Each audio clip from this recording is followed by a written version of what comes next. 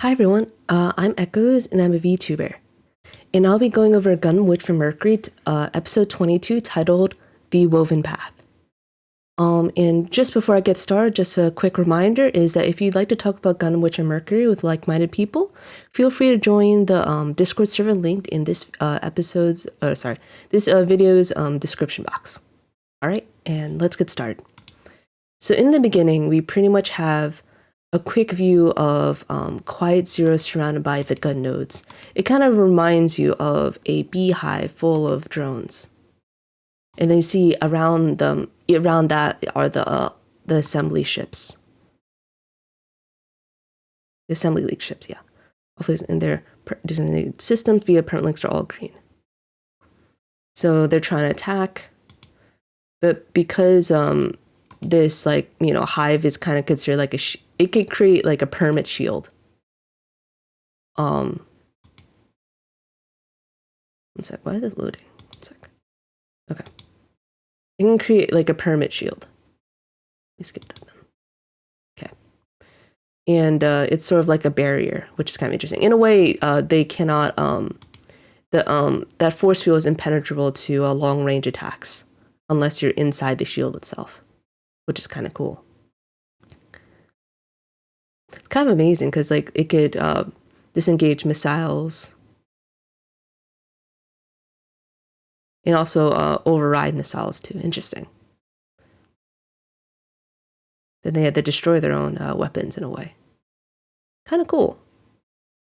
Just shows how powerful area is within the Quiet Zero area. Also, Ada from the Second Fleet. When their ships are inoperable, damn. Causes a lot of destruction. And then they retreat because they can't do anything. Takes some time to react the permit reactor. Thank you. Okay, so it looks like one of the downsides of this reactor is that it cannot go on indefinitely. Then you see here is that Shadiq is trying to reach out to Miorine, who's holed herself up in her room. But for whatever reason, his voice isn't able to reach her, so he says he'll come back later. You see that Miorine here is kind of bundled, like she's kind of in her she's kind of just trying to reflect on everything, but it's kind of like to a point that she just wants to be alone for a while. Let's skip the opening, as there's nothing new there that I saw. Anyway. And then, one sec. And then I get the title. And then Chuchu's asking Cecilia about borrowing the demi-barding because they need another mech besides the Caliban. But it's like, if you break it, it costs you a lot of money. And it's like, we can't pay that. That's funny. But because it's for Suletta, they can't back out. Also, one more thing is that Cecilia wants to bring Roji with them, which is really helpful because he's like a tech guy. Because he also is interested in the Quiet Zero. So that makes sense. And then you can see that the fortune teller girl right here is giving a list of animal care tasks to these girls here who pretty much, what's the word? Maybe some people who bullied them before, but they owe them a debt, or maybe they helped them in some way. And they're like, we have to do all this? It's even harder than a mobile craft manual. Well, that's kind of, it's like, oh, it is? It kind of shows just how used to the Earthian house is to taking care of animals and stuff, and anyone else is like, what the heck is this? But it's kind of funny. And then this girl, I think her name is Velsi or Rossi. I forgot her name again. But anyway, she's like, come on, I want to come too. Because, and he's like, why don't you just go with the Turk people? Oh, you go so you can't come. So maybe, I guess, fall. And she's like, I can't just do nothing. I got to do something. So that's kind of funny. She's also will be a good person to help out because I can understand because she, being in this encampment with all these students, she just like, I don't want to stay here. I want to go somewhere else. So, and also I want to help because Guol isn't letting me. So it's understandable. And then this guy right here is like, guess things have gotten lively. She really gonna pilot the Caliban, right? Yeah, it makes sense that they don't like it though. We can't leave everything to your shoulders, right? And I'm glad that she says that because it shows that we gotta support her so she's not alone anymore. And where exactly is she? And then here is where she's with Elon. I thought that we get a bit more about Elon talking about his past, but maybe that's something that'll be elaborated more later because it just bugs me. It's like a plot hole that I need more information on. Anyway, but I'm glad that Elon number 5 is going out his way to talk to Suletta about his past and about Elon number 4, which he promised to do. Enhance persons are merely expendable parts for Gundams. I'd say that he was the one who was lucky, maybe because he died early on. But I don't know if that would be considered fortunate. And he says, aren't you scared, right? You should just forget all of this and run away. Like what she would have done, which is probably referring to Norea. But she is scared, but in the end, the things that she wants to do on her wish list, at first they're just things that mom suggested I do. For some reason, I just went along with them. But now, it's not because someone told me to do it. I want to do this. And Eric did her mom. She wants to stop them. So in a way, Suletta, even though initially the whole point of her being here was because her mom allowed her to, but now she has become determined and decided to do things because she wants to do them, not because anyone's telling her to do them. It's that important distinction right here. And see, Elon here is like looking at Norea's drawing. And he feels a bit envious because of her determination, because he's not able to be like that.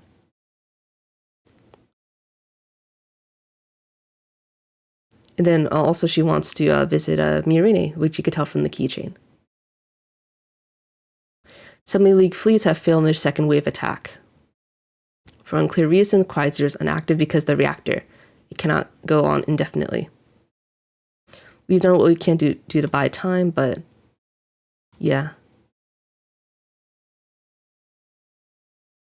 And has Miorine has she left her room? And Gil's like, nah.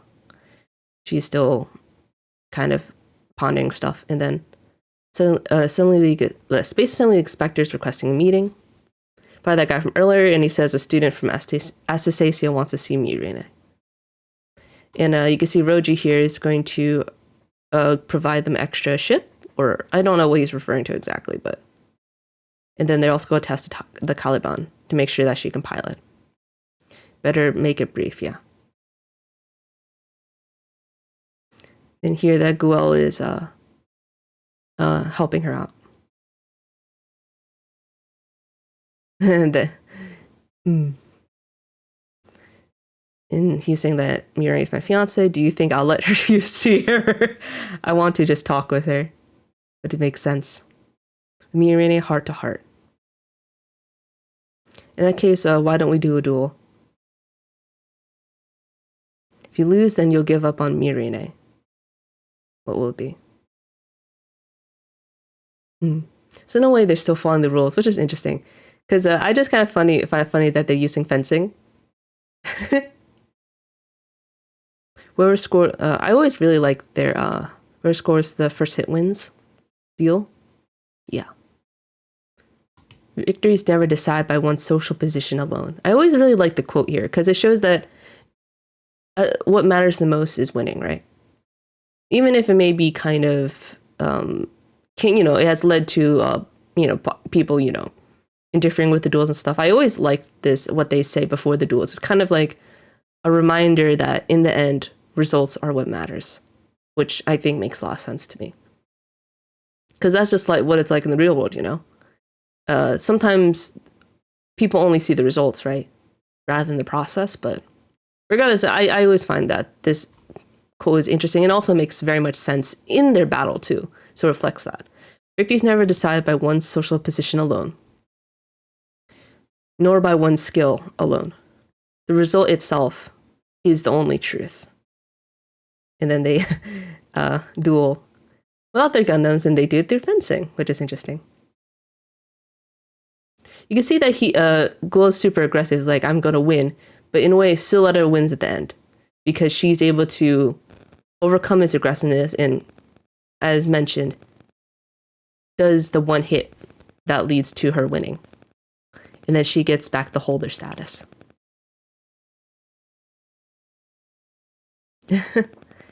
and he's like, I'm just saying. Anyway, but he also cares a lot about both of them. So in a way, he just wants to, he's following with the results of what he has done. He also shown how much he's grown. And you see here that Suletta has come to meet Miorine. You could tell that Miorine reacts to him. Let's see, one sec. I missed something. Sorry for showing up so suddenly. I'm going to quiet 0. And then you see here's when she gets, she hears her properly. I will meet with Eric and talk to my mom one more time. I'll ask them to stop quiet 0. But I relied on Mom Eric for everything all this time. Making this choice alone is really scary.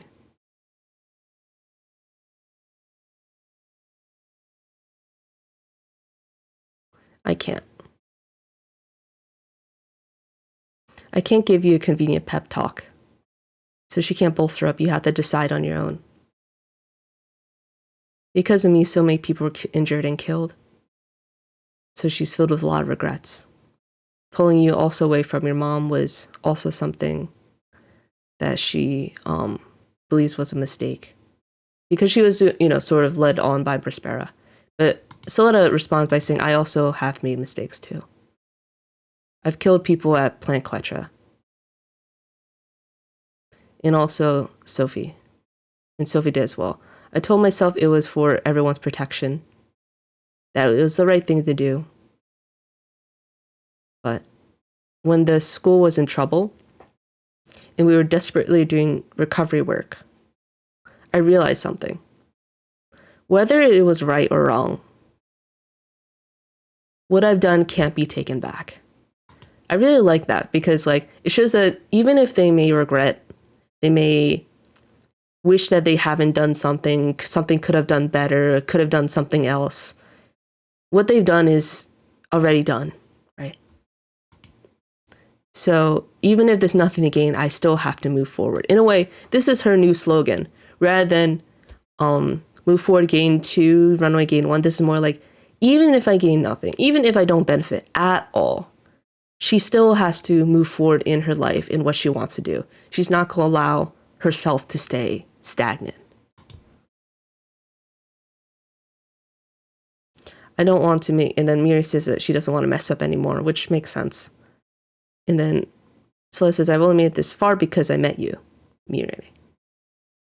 Nothing about that was a mistake. And what I also like about what she's saying here is that she says that meaning it wasn't a mistake and I regret nothing. In a way, it shows just how much she values her relationship with Miri. It's like, you're important to me, so I want to also be important to you. And also want to help you as much as I can. And someday, come with me to Earth. This is like a death flag again, I think, about something, because Suletta's putting herself in danger, right? I'm not strong enough to face what I've done by myself.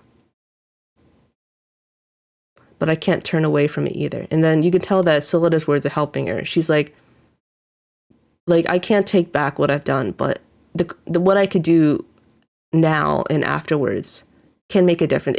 Something can change, right? So that, in a way, is what is most important. And I like how Suletta asked if, can I open the door for permission? But in reality, Miorine wants to do it herself, which I think is rather important here. I'll go on my own. It's her finally deciding to make a choice here because she was, in her room for so long. I'll open it myself. And I also really like, I always found it a little odd that they went for her ankles here rather than just her feet, especially going to the door. But I think they wanted to show the door a bit more about how she's moving forward on her own 2 feet,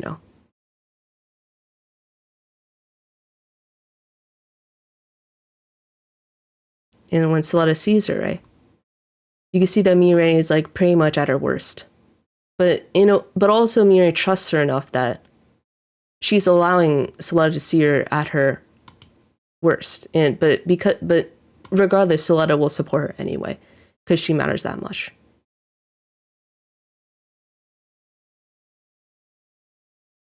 And then I really like how Suletta's giving her the hand. It's like, let's do this together. And you're not alone as well. And then you see that Miorine accepts that hand.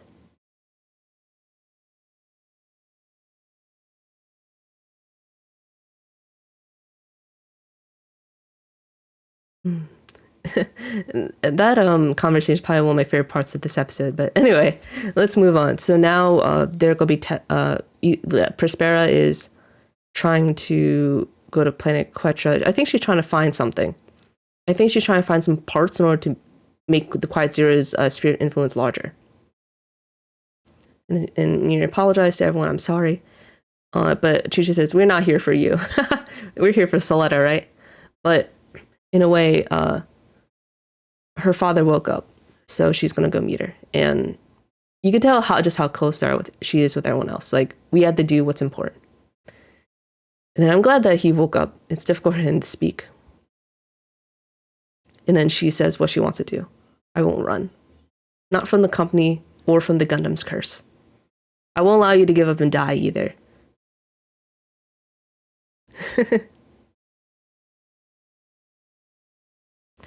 I'm glad that she's able to show him her determination.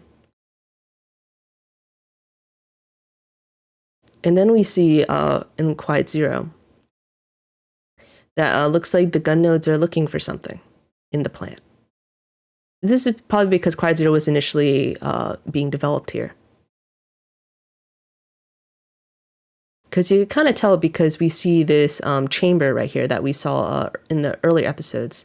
But there's something missing. It's like that item that had like the number percentage on it. And it looks like Delling removed it after the last Plant Quetra incident.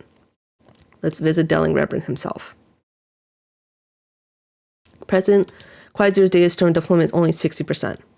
So here on the side is just a few bits of information. I'll just read it out loud just for your awareness. It's a little hard to read just because the text is kind of small, but it's okay. Quiet Zero, its current status summary. So we'll start from the left.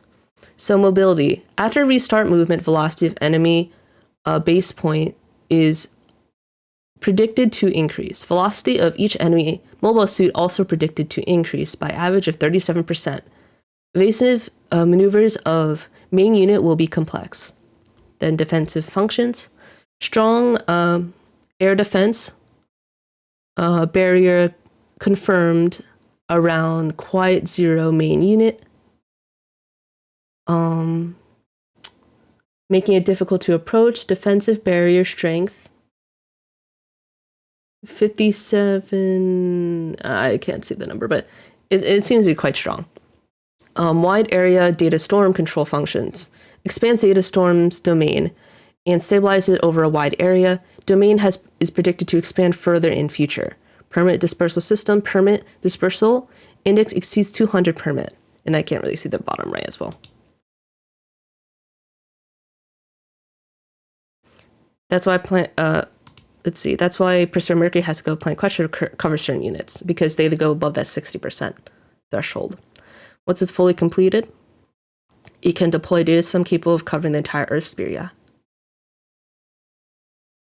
So then we've stationed a defensive unit around the head office, but the only machines that can move in the data storm are Gundams. That makes sense. Are you kidding me? At score 8, you'll die instantly. Ferrac was never designed to withstand such a high score load. Can't we use a Swarzet by rewriting its specifications? There's not enough time. It's too late. The Demi-Barding's option unit has a switchable cockpit space. If you add a control system that doesn't use permit links, you can operate without being overridden. It's like driving a car blindfold. It'll never work. And that's all they could do. I don't know what that is. We're going straight into Quiet Zero. Few ideas about codes to shut it down. And this guy will say, "I'll try to prevent the Summit League from interfering," which is good. Your job will be to draw the attention of Ariel in the gun nodes. Can you do it? Is this what you really want to do? And this is Guo is asking her. If Suletta operates the Gundam.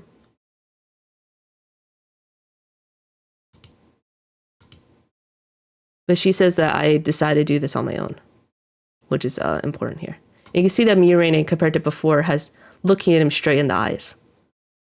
And you can see here is like, damn. I don't know why he's like slapping himself on the cheek, but maybe just like pull yourself together, Guel. We deem the situation hopeless. We'll hand over the units immediately. You're all students, so let the adults take responsibility. And I'm glad that Miorine and Suletta are like, thanks, because in a way, taking responsibility is incredibly important, and it doesn't change that they're still young and still not adults. Yeah, they're still students. And then a lot of people evacuating from Lagrange 4 for all the Banner Group employees. And they see that Miorine is talking, says like, Shadiq is like, oh, I don't even recognize you anymore. Is it thanks to Suletta? And then Miorine is like, Shadiq, you and I have both committed sins. They've done horrible things and led to horrible things happening, right? But we aren't through. We have to make up for them. Are you able to do it? Even if I'm not, I'm decided to keep moving forward. Which I appreciate that Miorine in a way is echoing Suletta's words. So why don't we make a trade? You won't regret it. I find it funny is that I feel like Miorine is imitating Suletta's mannerisms here. Believe in me. It feels like it's out of character for her. That's why Shadiq is like, oh my god. And also why he's laughing.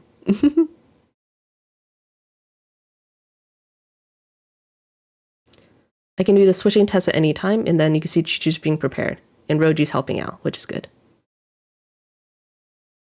And then doing the final adjustments.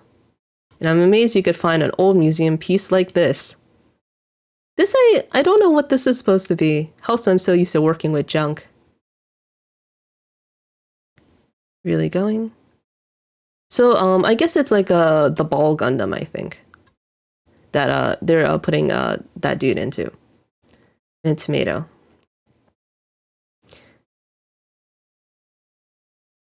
What I like here is that Suletta is telling Miorine the message that her mother left her. It means, she who sends gifts from Earth.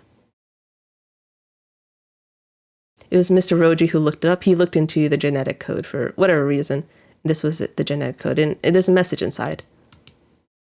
I will always be attached to you, Miorine. I don't know if this is actually possible, but the point is that the message here, it shows her mother's love and knowing that even when she's going to be gone, her creations and her tomatoes will support her along the way. Sure, her mom embedded them into the code.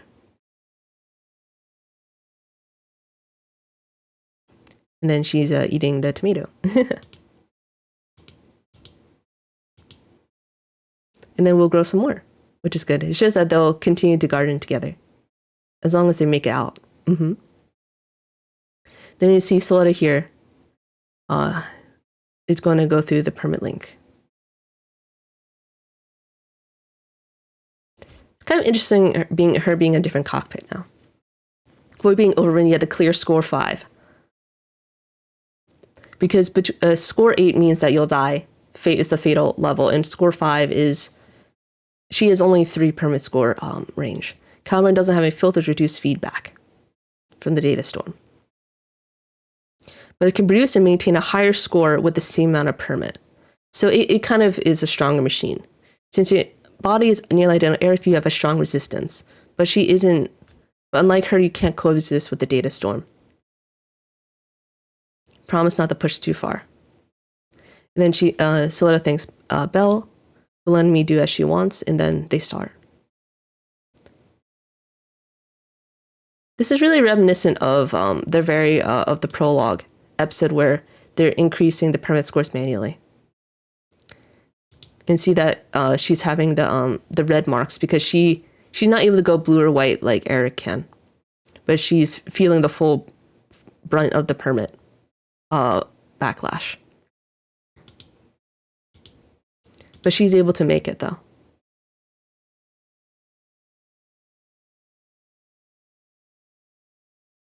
And then she's able to get to that permit score 5.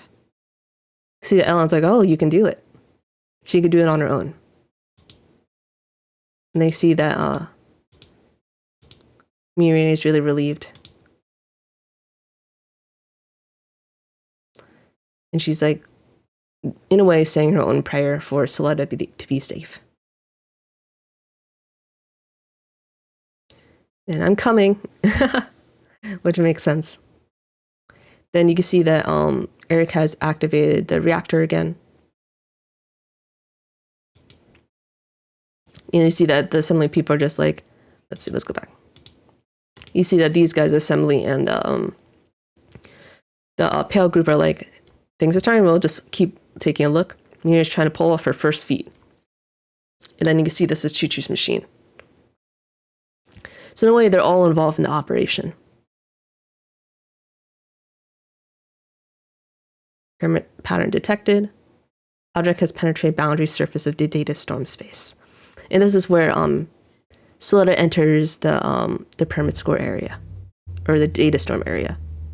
And then Suletta recognizes Caliban. And you can see that Suletta resembles her, even though she wasn't, she resembles her father here. Still biological father, it still counts. And then you can see that the Caliban, it looks like, what's interesting is that you see it has like a booster on the end. And then even though it's wielding a gun, it looks like a lance, which is really interesting. It kind of makes her resembles a knight, which is pretty cool.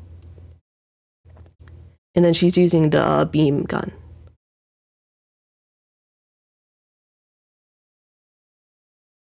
Yeah, and then it's Suletta. I don't know, her fighting against the Gundams is really cool. It's such a satisfying scene. And then you see the Schwarzette comes in with Lauda, because he's a dummy. He's like, I'm gonna ruin everything, ha ha ha ha. And I'm like, oh my god, Lauda, you're so dumb. And then Ghoul's trying to stop him, of course. Are you so obsessed with that woman, brother? And it's Lauda. Because Lauda is gonna ruin their plans, so Ghoul has to stop him, so.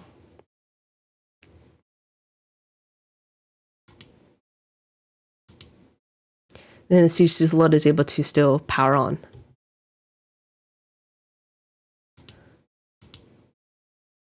And you see Eric is like, what are you doing here, Suletta? And then she says, I came to stop you. Both of you, yeah. So she's going to try her best. But yeah, it's just such a good episode. It's pretty much the calm before the storm, in a way. Before our final climactic parts of 1 or 2 episodes left. We have 2 episodes left after all. And at the end, we get the next title, which is called Unrelenting Tenderness. I forgot who says it, but regardless, it's going to be an interesting episode next. And then we get the end card of just everyone moving forward, which it's just a really nice commemorative image to end things off. But yeah. Thank you so much for watching, everyone, and hope you guys enjoy this. It's been a pleasure, and we have 2 episodes left. We will see how things go from here.